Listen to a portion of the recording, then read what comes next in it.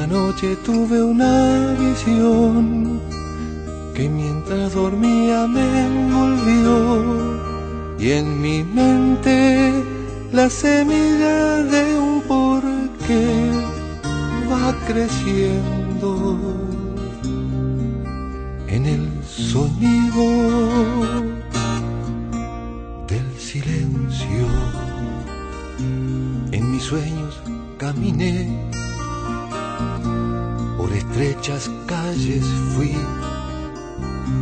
por caminos de humedad vagué, levanté mi cuello para huir del infierno, y un relámpago de neón dividió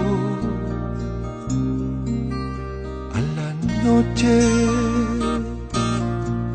y al silencio. En la luz desnuda vi 10.000 personas, tal vez más.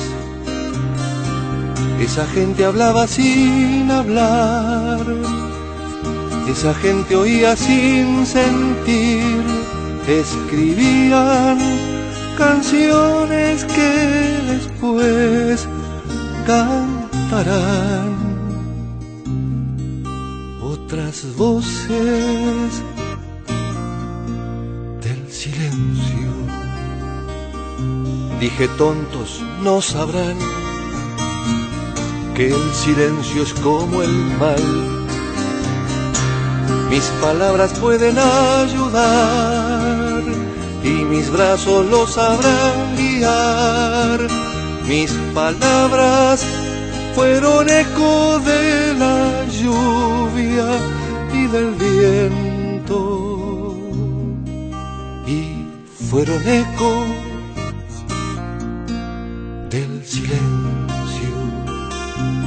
Y la gente se encorvó y rezó solo a su Dios.